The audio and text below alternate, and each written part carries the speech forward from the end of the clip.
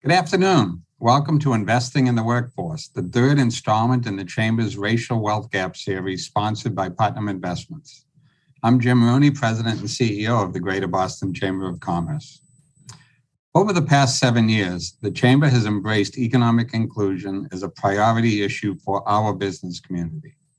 We're proud of our work, including the Pacesetters Supplier Diversity Initiative, which has seen a tremendous increase in spend with local businesses of color during the past year. Buyers and major organizations grew their spend by 222% with local businesses of color. The Chamber's ongoing policy advocacy continues to uplift diverse and small businesses, and we recently launched the Massachusetts Apprenticeship Network.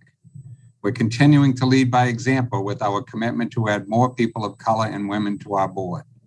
And our 2022 Fierce Urgency of Now Festival happens September to 17.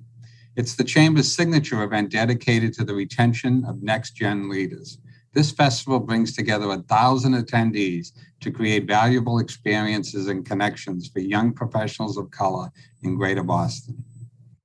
When we consider closing the racial wealth gap, addressing the necessary investments in the workforce is critical to supporting every community. And with our virtual audience of a couple of hundred people today, and individuals from across the country and from every industry, we know that this is an issue that demands our collective action. This Racial Wealth Gap series is part of a 3-level approach at the Chamber: research, convening, and action. On the research side, in partnership with the Boston Foundation, the Boston Federal Reserve Bank, the Barr Foundation, and the Eastern Bank Foundation, the Chamber is proud to be a founding funder and partner in relaunching the 2015 Color of Wealth Report. While we actively work to close the racial wealth gap, it's also important to take stock of the work that is already being done by visionary leaders, researchers, and foundations. In fact, today we're going to hear from incredible leaders who are at the forefront of these efforts. Once again, I want to extend a huge thank you to Dr. Carolyn Crockett, who was instrumental in representing and leading the Chamber in our region in this critical work. Before we get started with our panel, a few logistics. Today's webinar is being recorded and will be shared on the Chamber's YouTube page. I encourage you to utilize the chat and Q&A functions during today's conversation. And finally, a big thank you to our sponsor, Putnam Investments, and CEO Bob Reynolds for their support of the Racial Wealth Gap series. With Putnam support, we're able to make this program series free and widely accessible throughout Greater Boston, Massachusetts, and beyond. With that, I'm honored to welcome Stephen Denney, Head of Human Resources, Diversity, and Inclusion from Putnam Investments, to introduce today's panelists. Stephen? Thank you, Jim. And I'm extremely excited to be here today. But I must first remark on the partnership between Putnam and the Greater Boston Chamber of Commerce. We've been partnering with them for well over the past decade, but since 2015, when Jim came on board, our work really intensified. And I can't thank the Chamber enough for the work that they're doing to ensure that all individuals across Boston, and especially underrepresented groups, get access to information, training. You talked about the diversity supplier program that you focused on. The work there by you and Luz and the team has just been incredible. So I thank you very much for it. Now, turning to the panel, and on behalf of Putnam Investments, it's my pleasure to introduce today's panel. First, thrilled to have Dr. Pam Eniger. She's the president of Bunker Hill Community College. She's joining us today. Thank you, Pam. With more than 25 years of experience in higher education, the president leads Boston's largest community college. Honored as a champion of change by the Obama White House, President Enger's leadership has touched the lives of more than 19,000 students and very diverse students who are enrolled there annually. Most recently, she was appointed by U.S. Secretary of Labor, Mr. Marty Walsh, to serve as the chair of the Advisory Committee of Apprenticeship. Welcome, Pam, and I tell you, I have a real affinity for Bunker Hill at Putnam. Out of our Andover location, we do some work with students there, so we're honored to be seeing you here today. Next, we have Ken Turner, President and CEO of Massachusetts Life Sciences Center. At the center, Ken directs and oversees the center's operation, investment strategy, programs, and partnership. Since its creation in 2007, MLSC has strategically deployed over $700 million in Massachusetts. That's a lot of money, through a combination of methods such as grants, loans, and workforce programs. Prior to moving over to Massachusetts Life Sciences Center, Ken served as the Director of Diversity and Inclusion at Massport. This is where I got to meet Ken and learn the phenomenal individual that he is. While he was there, he was overseeing and managing the authority's multiple diversity programs, including business supplier diversity, workforce diversity, and the airport concessions. And I think, Ken, the last time we had lunch, it's quite a few years ago, and now you've got this big job. The next lunch is on you. So I'm looking forward to that. Also joining us today is Secretary Marty Walsh, Secretary of Labor for the United States. Secretary Walsh was sworn into his role in March 2021 when he moved on from us to bigger things, and has since led with a strong connection to working people and a commitment to creating an economy that works for all. We all know that prior to that, he was the mayor of Boston for 7 years. A number of significant things that he were involved in, creation of close to 140,000 jobs, and helped secure a minimum wage across Massachusetts of $15 per hour. We looked at things like paid sick leave and parental leave. I had the honor of working with Secretary Walsh on a few different occasions, but as it related to the Boston Women's Workforce Council and work that came out of his office to really make meaningful difference on how do we make sure that there's equality of pay for women and minorities across our footprint. So Secretary Walsh, thank you for all that work. And I must say, one of my favorite moments in meeting with you was at one of your golf tournaments. So I don't know if you're still having them, but I need another invitation to one of the golf tournaments. I'll come to Washington, D.C. to attend.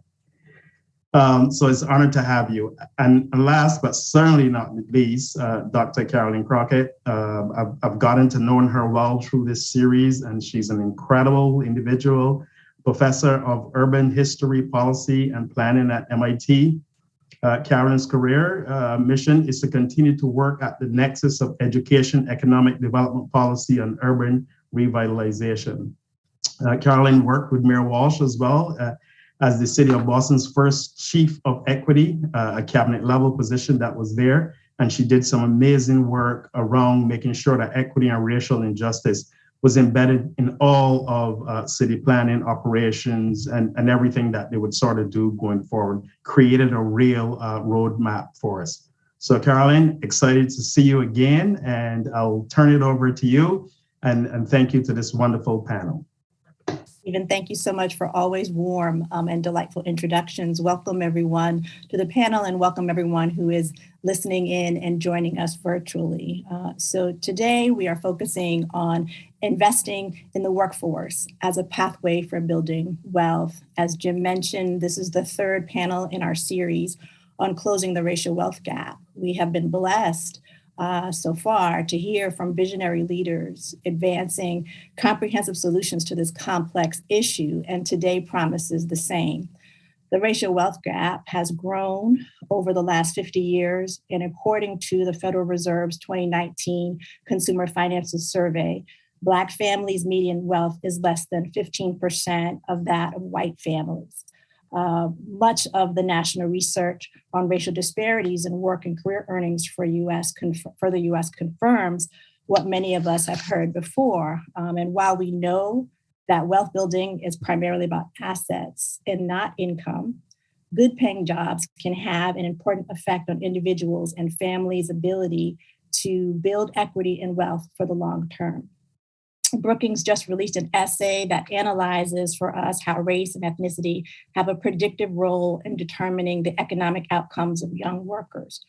The report states that on average, Black and Latinx or Hispanic adults in their respective highest earning trajectory groups earn between 68% to 75% of the average annual earnings of white adults in the highest earning group.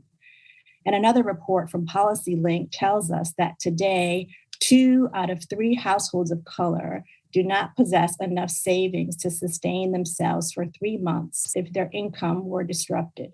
And further, 1/3 of African Americans and Latinx families have no financial assets at all. Now, let's be clear. A good job alone will not close the racial wealth gap, but inequities at work dramatically contribute to the wealth divide. We are in a moment of new commitment making in terms of how we think about investing in workers at every career stage. COVID has further hastened this moment. The Great Resignation has commanded employers' attention on the meaning and value of work, and burning calls for an intersectional approach to racial and gender equity have brought chamber members and their allies into an ongoing cauldron of reckoning. Can the world of work be remade for a new time such as this? And how can the well-being and shared prosperity of workers and their families be placed front and center? This panel represents leaders who are transforming what is possible for the workforce at a time when workers are demanding exactly that. Our driving question is, what can workers and their employers do to build greater paths to wealth at a time when our racial and ethnic wealth divides stand greater than ever? We are fortunate to have folks who are at the front line, who have career-long commitments to these exact questions. And I'm very pleased and honored to welcome all of them today. President Pam Ettinger, I'd love to start with you. As head of the state's largest community college, how has data on the racial wealth gap informed how you chart the future for Bunker Hill students? And talk a little bit about how the Color of Wealth report, in fact, has informed that approach, if you don't mind. Welcome. Yes, well, thank you. It's an honor to be here with my favorite secretary and with Ken and with you, Carolyn. It is something that keeps us up at night all the time.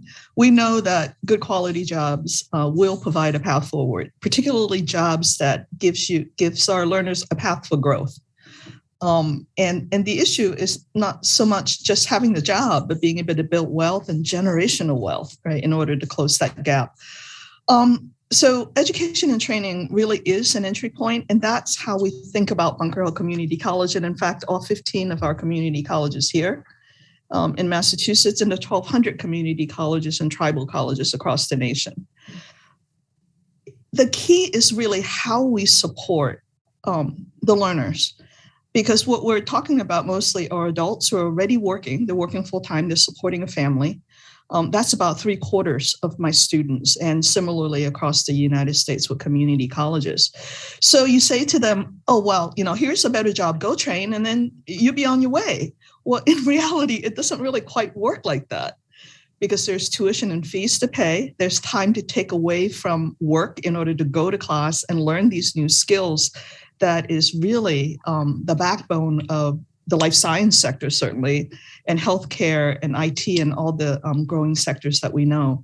So in order for us to really transform a whole layer of American workers who may be working at low-wage jobs or maybe are underemployed at this point, but they're all working, they're all trying to survive, there are 2 things that we need to look at. One is free tuition and fees, right? College at no cost.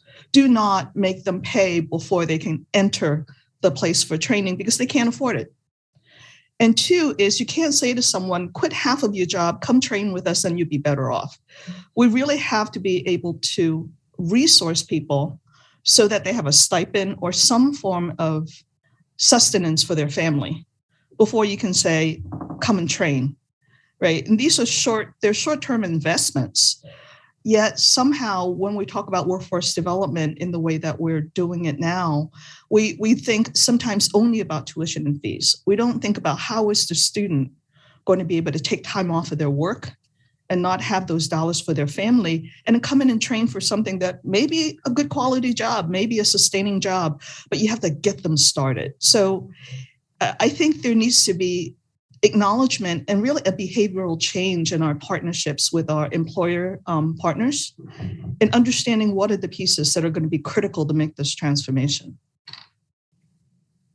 So your point here leads us right to this discussion around life sciences as well. So thank you for this conversation also about training and also debt reduction. How can we think about the debt burdening that we're asking our students to consider or take on? And then also pointing the way again to life sciences. So Ken, let's bring you in here. You know, you as the head of Mass Life Sciences, and you can tell the story all day about how life sciences and tech continue to experience record level growth. We are this undisputed global hub of life sciences. And previous lists show Massachusetts, I think, as having the second highest economic impact on labor in the US, particularly in the pharma and biotech industry. So I'm just wondering, this is big impact and big money here. Pam is pointed right to you. How do you think about the untapped wealth opportunities for Boston residents and workers who have not shared equally in the employment in these sectors and have not really experienced the prosperity of the region? Can you talk about that? Teed you up very nicely and put you right on the hot seat. So ready to hear from you. I can always count on you, Carolyn, for that. And thank you for inviting me to participate in this important conversation this afternoon. And it's a pleasure to be here with Pam and with the secretary. And you're right, you know, over the last 14 years, if you look at the growth and expansion of the life science sector here in the Commonwealth, you know, we are clearly not just number one in the United States, but number one in the world. We've got 18 of the top 20 biopharmas represented here in the Commonwealth. We're number one in NIH funding on a per capita basis. We're number one on a per capita basis in VC capital, somewhere between $6 or $7 billion worth of investments in any given year. We have roughly a workforce of around 85 to 89,000 employees in the life sciences. And most of those jobs are, you know, solidly upwardly mobile, career-focused, good-paying jobs, anywhere from $65,000 to $70,000 starting, and within a year with overtime, you can well be over $100,000, and with a little bit of training on top of that, you can be at $150,000 in about a year and a half. And so, you know, when I came to this role about 15 months ago, it was with an eye towards how do we balance our efforts around business development and continuing to build out our ecosystem in a robust way, which we must do to remain number one in the world.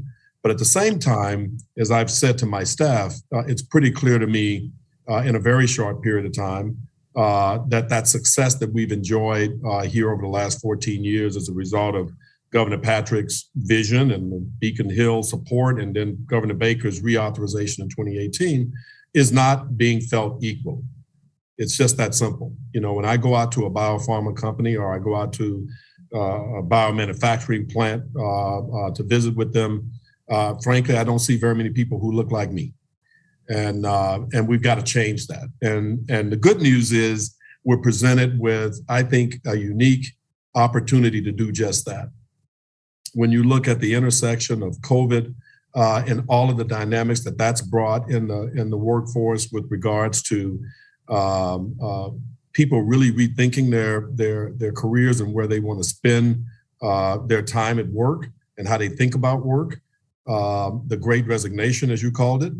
And at the same time, we're experiencing an explosion of growth in terms of our build out. We've got about 41 million square feet of life science space in the Commonwealth today, but we've got another 20 to 23 million square feet coming online within just the next 2 years.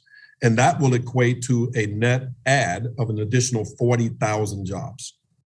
And so my colleagues in the private sector, when I'm talking to a Takeda, or Sanofi, or BMS, or whomever it is, they all recognize that we've got to think really differently about our talent pool. And to me, that's the exciting part of this conversation, because I think that this is now a chance for us to, as I tell the staff, change the complexion of the life science workforce. How about we reach out to neighborhoods like Roxbury, Dorchester, Mattapan? How about we reach out to our gateway cities like a Lowell or a Lawrence or a Springfield? Worcester, right, is coming along quite handsomely with their ecosystem. and educate folks in those communities about the opportunities in QA and the biomanufacturing fields like maintenance tech or engineering tech, which don't require a 4-year degree. These are jobs that just require training. The way I think about it, and this will, resonate with the secretary because I know he, headed up the trade unions here in Boston for many years. I think about it as the new trade, right? You think about an HVAC mechanic or a person in, an electrician or a masonry or whatever. Those were jobs that were available to folks with a high school education who had a good attitude, who were trainable and, wanted to be part of a team, were self-starters, et cetera. We can do the same in the life sciences by focusing on these, as I call them, new blue collar jobs and bringing them into life sciences. And the good news is when I'm talking to, Kim at Takeda, or I'm talking to Bill at Sanofi, these guys get it. They understand that if we're going to meet our talent requirements over the next couple of years, it's going to be crucial. I mean, absolutely critical that we expand our pool of workforce talent. And so we've got to really dig deep, think differently, partner with our private sector partners to really think about how do we scale up our apprenticeship training from small trickle where you've got 2 and 3, 30,000, 30 folks in a cohort up to 500, 600 in a cohort. And oh, by the way, this is what Pennsylvania does. This is what Maryland does. This is what North Carolina does. This is what Georgia does. So, the stuff I'm talking about doing, other states are already doing it. We've just got to think about our workforce in a different way. And I think that the public-private partnership, if done correctly, will be able to do what they're doing in our competitive states as it applies to workforce development and as it applies to DE&I. Absolutely. Yeah. I didn't mean to interject there, but I was here feeling that point and feeling very much this call to sort of national action and partnership. And so let that be an opportunity to bring the secretary into the conversation. Ken, thanks so much for that. Mr. Secretary, it's so great to have you here with us today. It was just about 2 years ago when you called me on a June night while I was washing dishes, and you asked me to be the chief of equity. And I said, yes. And we started talking about this issue right away. So I'm really delighted that we are still both at it. You certainly leading the country in a conversation that is needed, timely, and just so much the call to action that Ken and Pam have talked about. So we know that the national story on job growth continues to be a good one.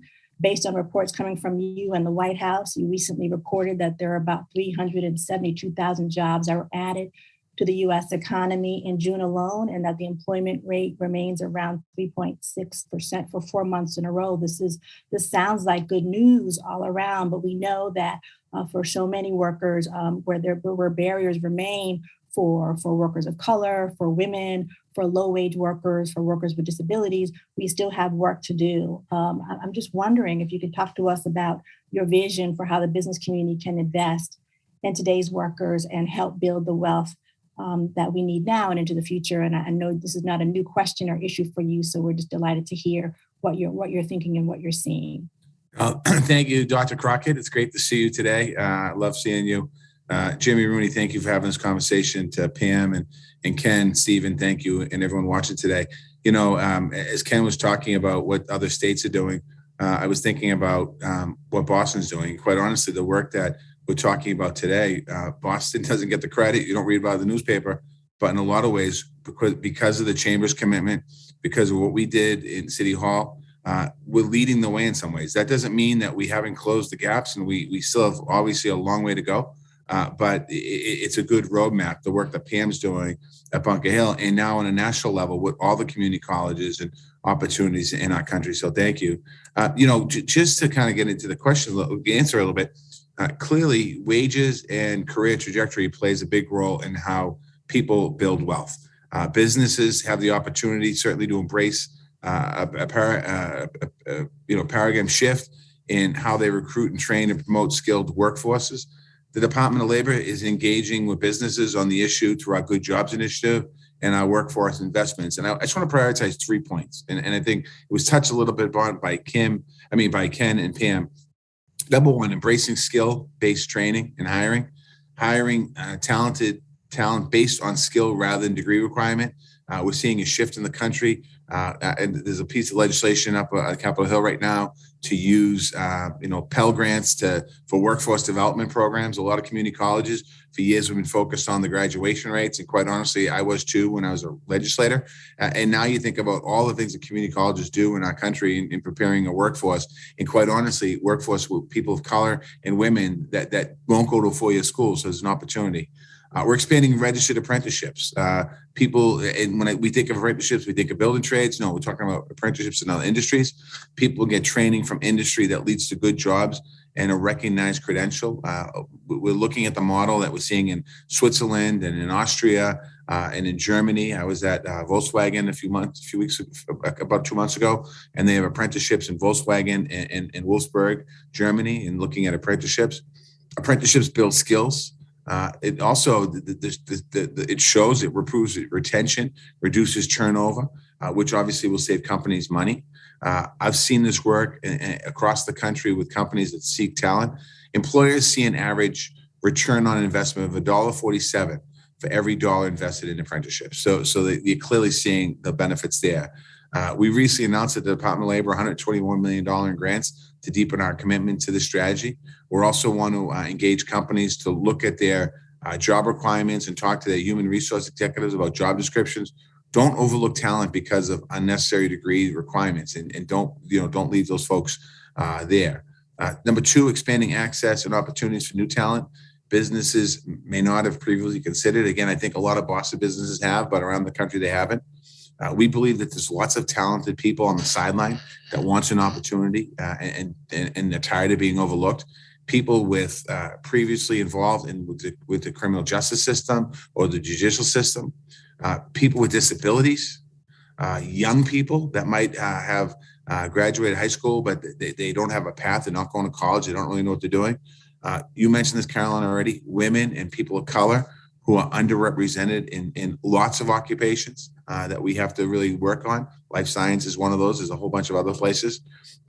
We also think it's important for businesses to partner with programs such as Job Corps. We don't really have a Job Corps in Boston, but out in Western Mass is Job Corps, but state and local workforce boards, we have to pick. I think that's really important to look at that. They can help us provide support services such as childcare and transportation. And businesses now, this will open up a wider opportunity for businesses. The third point, my final point, is developing a culture that values diversity and elevates good jobs. We also think it's important for businesses to promote a culture and environment that is safe and free from discrimination or harassment, letting people feel comfortable walking into a building. More workers are valued.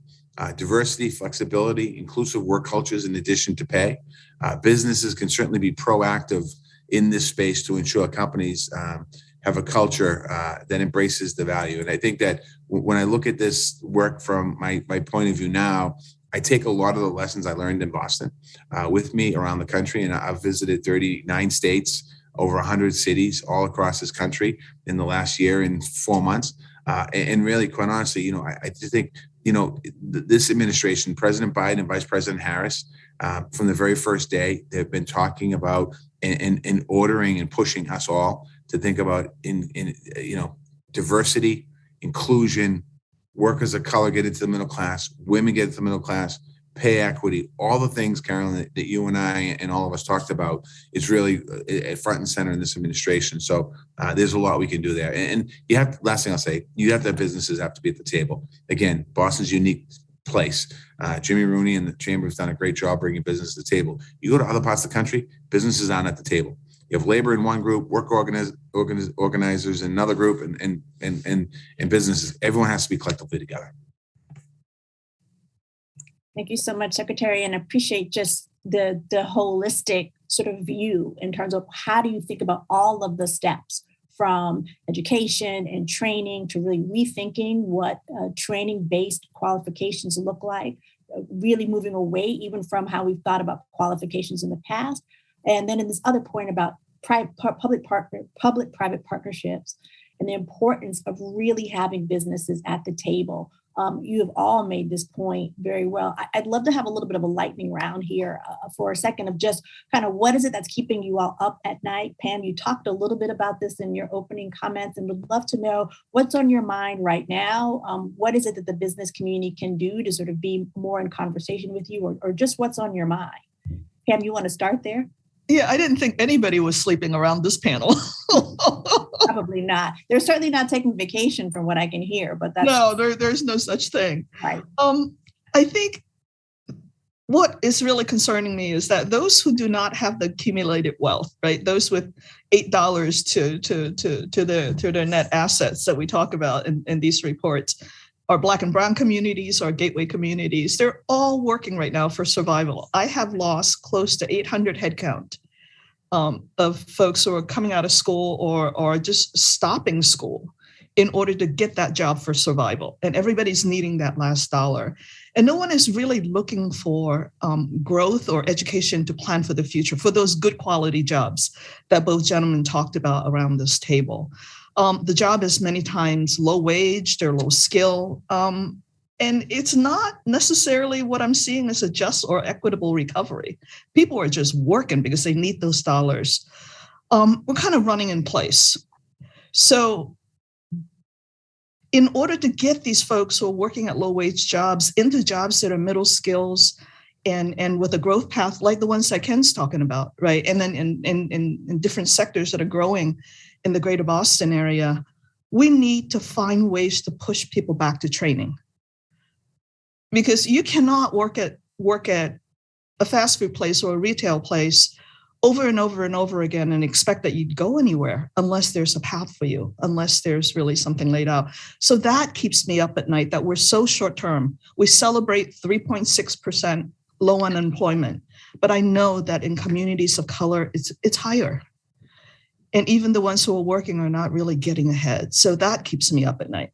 Mm-hmm. Hear you. Thanks, Pam. Ken, how about you? And then we can end with the secretary. What's keeping you up at night? Jobs. There's not a plant that I tour, a company that I tour in the last 18 months that I've been in this role that are meeting their talent acquisition needs today. Not a single one. Not a single one. And now we've got another 40,000 jobs coming online in a very short period of time, 24, maybe 32 months. And so in my mind, if we don't really, really get serious about the apprenticeship training, the secretary commented on this, and I am, as you can probably tell, I'm like the world's biggest evangelist on this note now, that it is all about educating people about what the jobs are, what the opportunities are. Because in many of these cases, when we talk about these underserved neighborhoods, these are folks who don't even know, they don't know what a Vertex does. I mean, and I don't mean that to denigrate anyone, but it's a fact. If you took them into Kendall Square, they don't know what Sanofi does or what Moderna, well, they may know what Moderna does, right? Nowadays, thanks to COVID. But my point is they don't know what the opportunities are. So that's part of the issue. We've got to train people about what the opportunities are. And then government has to lean in with our private sector partners to really rethink how we approach apprenticeships. I mean, the secretary said this so eloquently about Volkswagen, and I'm going to steal that statistic, Mr. Secretary, that you threw out about the payout, because I think that's a good number for us to remember. But I'm totally convinced that that's the key, is that if we can, bring these folks into the world of life sciences and say, hey, you don't have to be a PhD. You don't have to have a master's degree. You don't even have to have a college degree. And oh, by the way, with anywhere from 3 to 6 months to 8 months worth of training, we can have you come out on the other end and start in a $65,000, $70,000 job. And in no time flat, you're up to $150,000. Talk about generating wealth. Talk about closing the wealth gap. That's how we can do it. But it's going to require us to really lean in with our private sector partners and rethink how we approach this. Things like, if you're driving an Uber today to make ends meet and you're doing 2 and 3 jobs, like my mother-in-law and father-in-law, who are Haitian, immigrants, right? Work really hard, but their combined income is below the poverty level, the federal poverty level. I don't know about you, but I find that offensive. I find it repugnant. I think if we think about childcare, some stipend while people are in training. We just got to think about this differently, is my point. We can't just expect people to not eat and go to training. That's not going to work.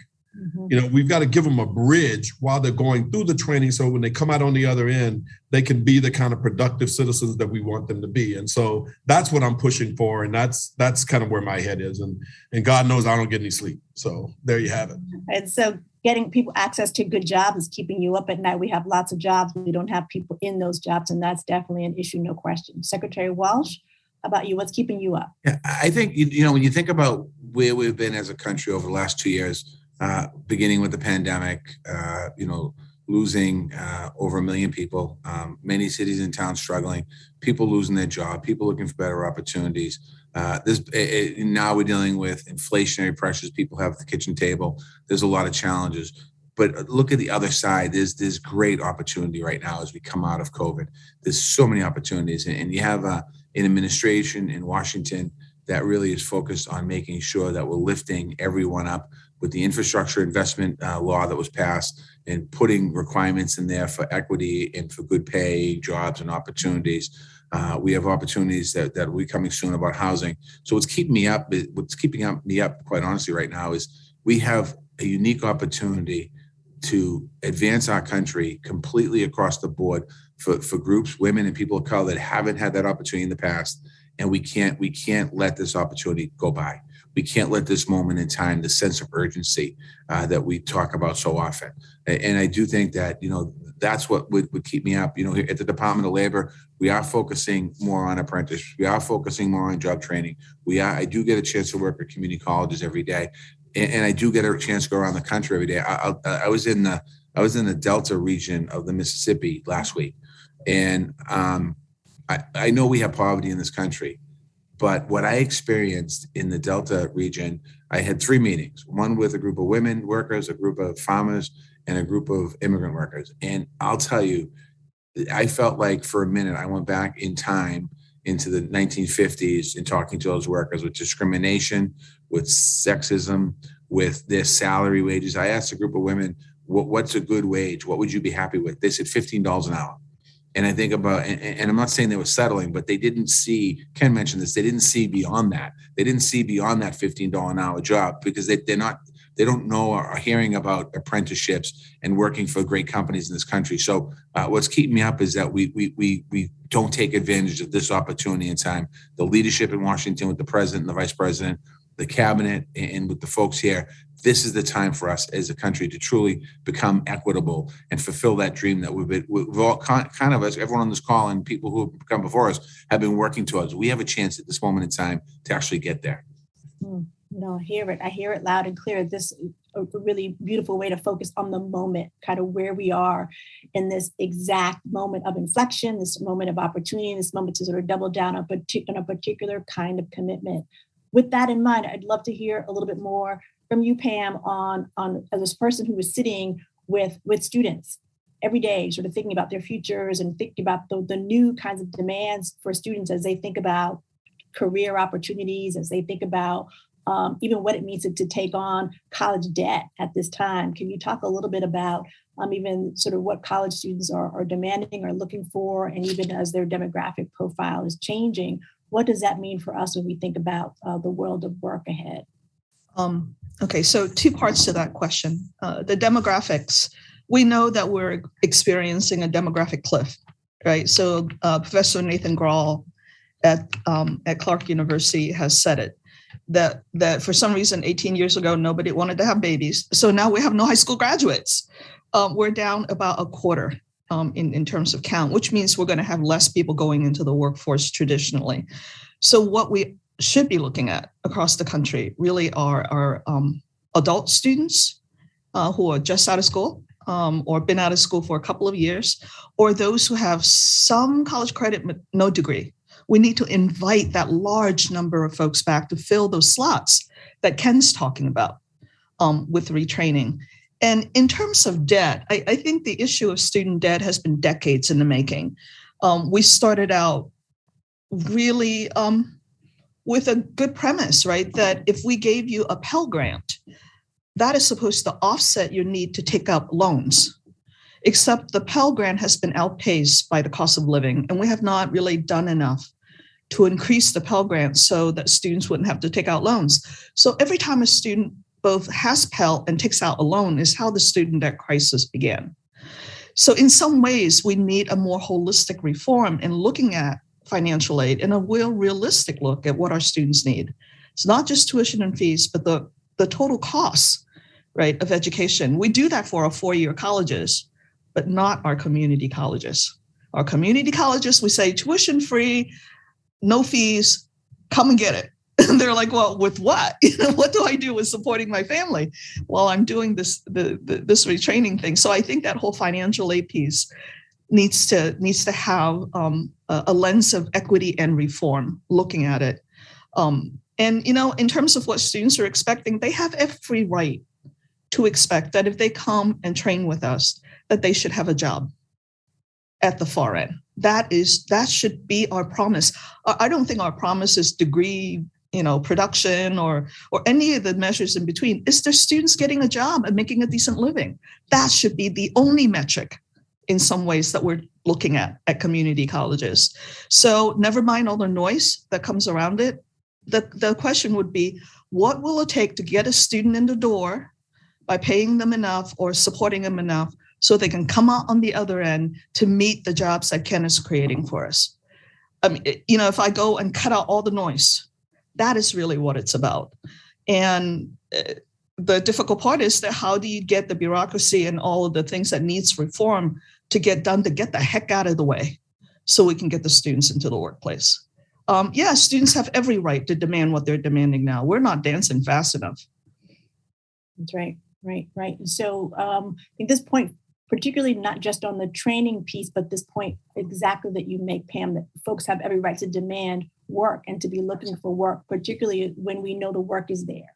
So the question is, what is the disconnect? And I know that Secretary Walsh, when he was Mayor Walsh, had worked so hard on this question around free tuition in our community colleges, and we're able to really roll out programming that we were able to just continue to advance in a national conversation now, where folks are really asking this kind of question about what are we preparing students to do and how are we supporting them to get there. I'd love to bring you in, Ken, and ask you to kind of pick up on this question around what is it that local leaders in tech and life sciences can do to deal with this issue of vacancy, and what else can we be doing for students at Bunker Hill and elsewhere to really close up that disconnect between jobs and the talent. We know we have the talent, we know we have folks who are ready to go, and yet we're not getting it done. Yeah, and that's, it's a great point. And, and Pam was incredibly eloquent about, I think, capturing and summing it up from the education part. But I tell you, the other thing that I think we really got to focus on when we talk about creating these jobs is we have to think about cost of living. I think I saw something the other day that said the average cost of a home in the Boston metro area was $700,000. That's, I live in Boston. I have for 30 years, but that's absurd. We have to think about stable and affordable mass transit. We have to think about, great schools. It's the whole, we have to think about bio-ready communities in terms of the communities with the permitting and the water and the electricity. It's all, we tend to think of these things in isolation. We have conversations about pieces, but I think we've got to have, kind of the political vision to kind of think more holistically about how we're going to approach getting this workforce ready, willing, and able to go to work. And so it's the whole package. It's congestion, it's transportation, it's how affordable housing, it's the whole package. You have to think about it across the board. We have to be more comprehensive. And so that's what I'm going to be pushing in the fall, to be honest with you. And my staff already knows that because we've been talking about this. And as I've been going around talking with mayors and city managers, this is the conversation I'm having with them, and I've got to start having this conversation with the legislatures on Beacon Hill, and obviously with the new administration in January. But that's what I'm going to be pushing. Is there's only so much we can do on our end at the Life Science Center, and in partnership with our private sector partners. we need a lot of help on these other issues that don't fall within my portfolio or my business or my ability to affect it as impactfully as I'd like. Great. And we're starting to get some questions from the audience here. And I'd love to just encourage anyone else who is on the Zoom or has questions or comments for us, please go ahead and share them. And I'll start to share a few of these. There's a question here, Secretary Walsh, that may be directed to you, or maybe you want to think about. There's the question around career exposure and wondering if there's an opportunity for collaboration around apprenticeships with the Department of Labor and the Department of Education. I'm not sure with the apprenticeship initiative that you mentioned if there is that collaboration, but can you speak a little bit to even how some of your work is moving across cabinets? I think that would be a point here. Yeah, I know that's something we took on really early. Secretary Raimondo, Gina Raimondo, the former governor of Rhode Island, myself and Secretary Cardona from Education will collectively working together. You have to have the cross collaboration. It absolutely has to happen. The apprenticeship that we talked about, that Ken talked about, I want people to think a little differently. Some companies are resistant to this, and what they are is really opportunities to open the door to let people get into a company. They work, they get paid while they're working, they're learning. Maybe there's some community college in there as well to skill them up. Those collaborations are going to be key moving forward. We have to completely, in some ways, rethink the way that companies and people hire people and rethink how people go to work. There was a big push in this country for probably 25 years, go to college, go to college, go to college. And I'm not saying that wasn't good. A lot of people went to college, but what happened was we lost a lot of ability in construction and other places where people didn't go into, and now paying the price for that. And that's why we think apprenticeship, there's an opportunity to do both. So yeah, the collaboration is something we do every day. Perfect. And so glad to hear it, because we know how those silos can just reduce opportunity and access to that. And also wondering from you, Ken, have you in your capacity now at MLSC, have you been able to engage in many kind of cross-agency partnerships around apprenticeships and access either at the state or federal level? And is there an opportunity for more? Absolutely. The secretary hit it on the nail. And so one of the good things that we're doing at the state level is we do have that cross-pollination and collaboration with Secretary Pizer, who is education, and our labor partners as well, with Secretary Acosta's group. And so we work, and Secretary Keneally's group, which is housing and economic development. So we have what we call the Workforce Skills Cabinet, which meets on a regular basis. They've now included me and my team in those meetings. So to that point, and we are frankly working right now on a pretty exciting pilot program with a manufacturer here in Acton that I'm hoping that by we said the middle of July, so I guess we're getting there because it is the middle of July. But I'm hoping that we'll be able to roll out something that we can start to noodle and scale up in terms of how we cross collaborate through these agencies, bringing all of our forces to bear in terms of our grants, our employment programs, our, as I'm calling it, concierge workforce development strategy. Now, the question is, will we be able to scale it? And I'll be honest with you, at this stage, I don't know. But I think this is the kind of stuff that we need to be doing. We need to be thinking differently, right? And so that's what I'm pushing my colleagues on. And the good news is, when I look at education, HED, as well as labor, they are right there with me at the table saying, yep, we get it. And Pam, thanks, Ken. Pam, I'd love to get you in here as the chair of this advisory board on apprenticeship at the federal level. Is there more you want to say in terms of how that work has been rolled out, or is there more to do? I know you gave some sage advice, as you always do, on that body. Would love to hear your thoughts on this apprenticeship and collaboration conversation. You are muted, but I can see you just fine.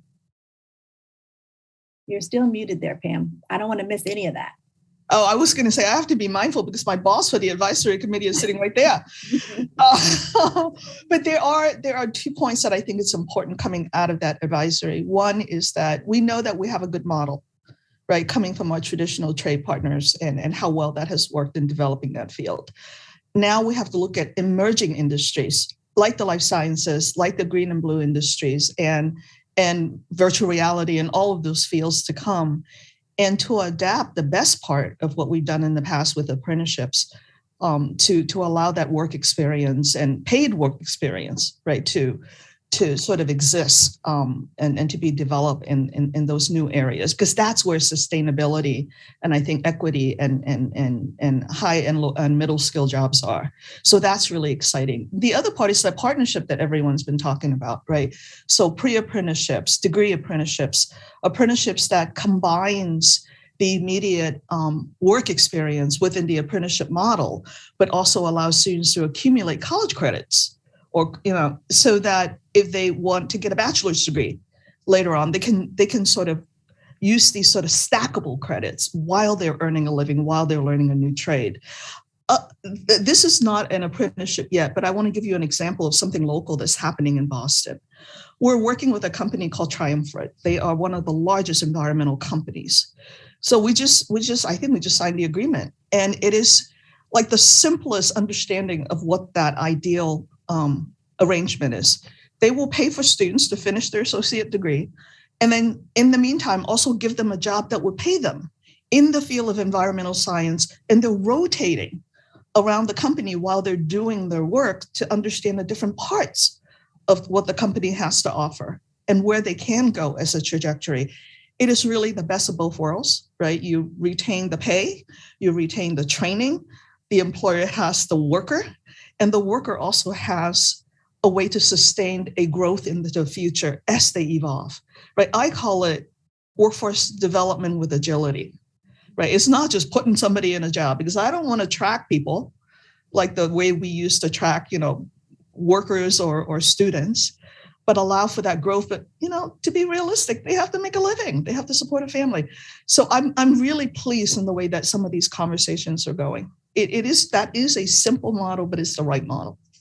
That's great. And we have a couple other questions, since you've made these comments, Pam, about the actual U.S. Department of Labor's $120 million grant program for training and apprenticeship.